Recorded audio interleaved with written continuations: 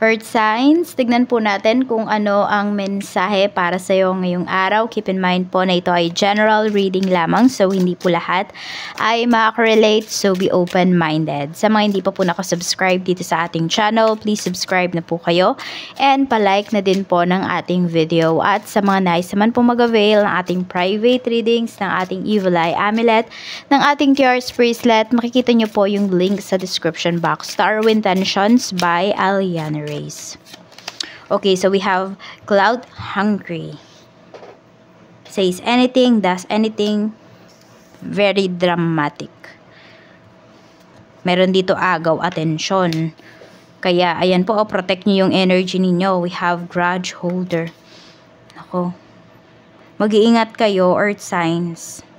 Okay, so mamaya na natin i-cleanse yung energy mo pagkatas ng reading natin. Nakalimutan ko.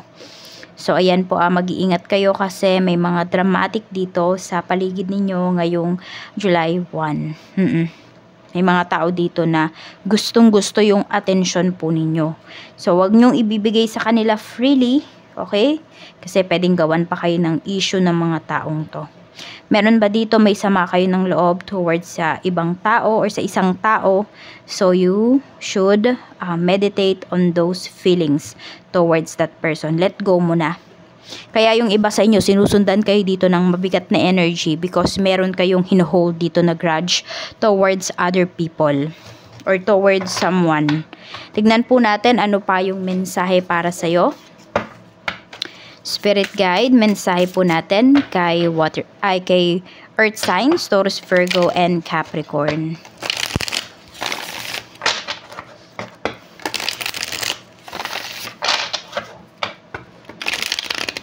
Taurus, Virgo, and Capricorn.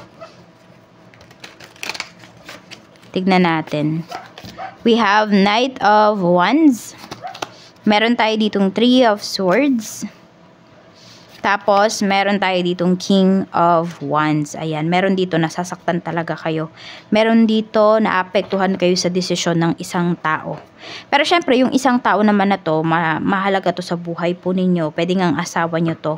Or karelasyon nyo. Or could be your father, your brother. Isang male figure po sa life ninyo. Nasasaktan kayo sa mga desisyon ng taong to. Or sa mga sinasabi niya sa'yo. Kaya ayan po, bago talaga kayo magsalita, bago kayo mag-react, you think it through.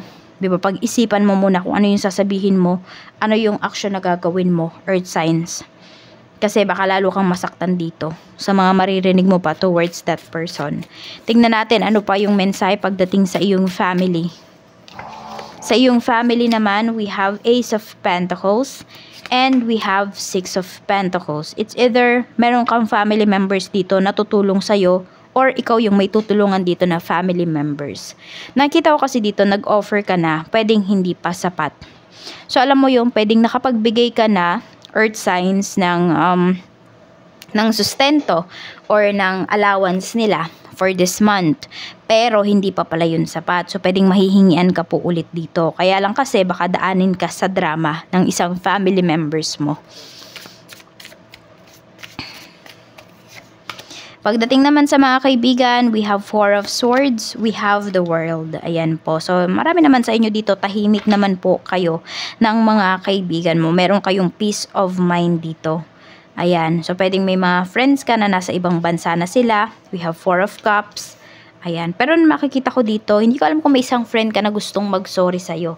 Ayun. So, pwedeng hindi magaganda yung mga nangyayari sa life niya kasi siya yung may hino-hold na grudge para sa'yo. Ayan po, pwedeng magsusorry yan sa'yo. Pwedeng makareceive ka ng apology from your friend. Tignan naman natin pagdating sa iyong love life. Sa love life naman, we have the Fool and we have Nine of Cups. So, meron ba kayo ditong bagong kinikilala or meron kayong bagong nakakausap? Earth sign. So, ayan po, happy kayo dito sa... Pwedeng meron dito, bago nyo nga lang itong nakakausap, yung taong to. So, nandun pa yung happiness. Okay? Very positive yung energy ninyo dito towards this person. We have King of Cups. Ayan, no? Binibigyan po kayo ng enough na attention at affection ng taong to. Yung iba naman sa inyo, pwedeng ito ay hindi bago. Pwedeng ito po ay asawa na ninyo. Pwede na naman nakarelasyon po ninyo. So, madami pa kayong mga pagsasamahan itong person mo. Actually, masaya kayo ngayong ngayong month na to. Pagdating sa relationship, hindi heavy yung energy na pinapakita dito sa inyong relasyon ngayon. Actually, magaan siya. Tignan natin ano pa yung mensahe pagdating naman po sa iyong kaperahan. Sa kaperahan, we have 4 of Pentacles. Ayan, marami po sa inyo ay nag-iipon or may pinag-iipunan. 3 of Cups. Some of you, ang pinag-iipunan nyo dito could be birthdays, pwede rin naman nakasal, binyag. Ayan po. Parang ang dami yung pinag-iipunan. Yung iba sa inyo, hindi nyo alam kung ano ba yung uunahin ninyo.